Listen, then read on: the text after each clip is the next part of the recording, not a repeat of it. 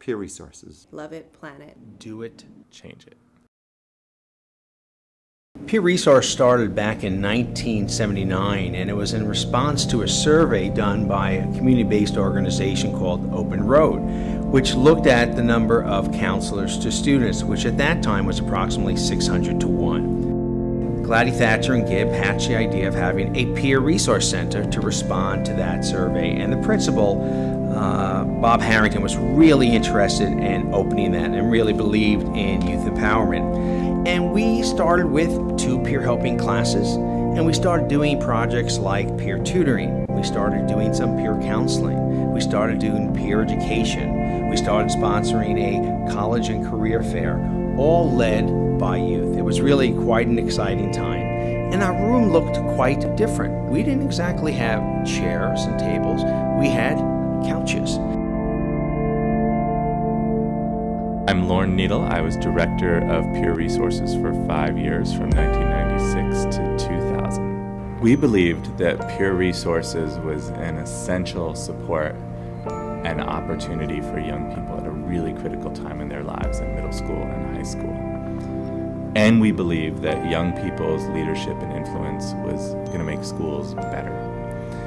And so we wanted every young person who could to have the opportunity to be in Peer Resources. And so I was really, really proud in the 90s that we doubled the size of the program. When I started at Peer Resources, we were in 17 schools, mostly high schools, and by the time I left 5 years later, we were in 34 schools. We were in almost every high school and middle school in the district, and we had more than 1,000 young people we were training every year as peer leaders, and we were reaching 15,000 other young people a year through their hard work.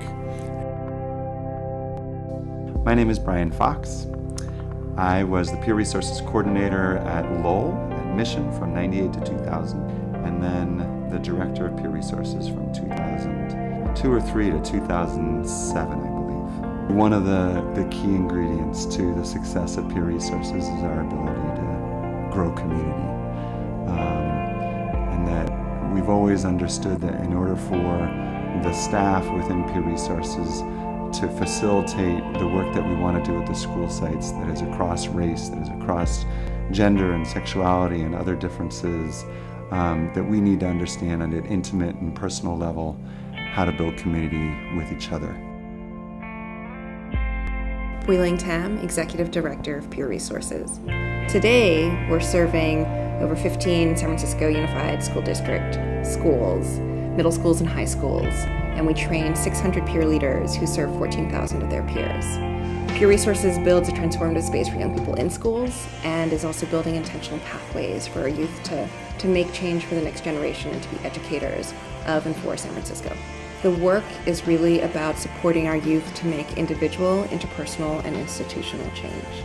That we need all three to actually create the world that our young folks need.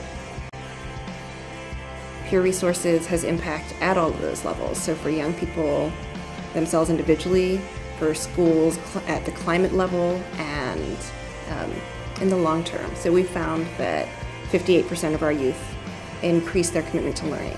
We've heard from one of our high schools that there was a 57% drop in suspensions at their school because of peer-led mediations.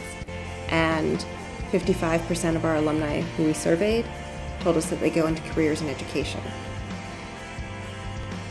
Today, what's my favorite statistic is that 1/3 of the Peer Resources staff are alumni of the program. At Peer Resources, our mission is to create just change for schools and communities through the leadership of young people leading young people. So we work to empower youth as agents of change and to transform schools into youth empowerment institutions.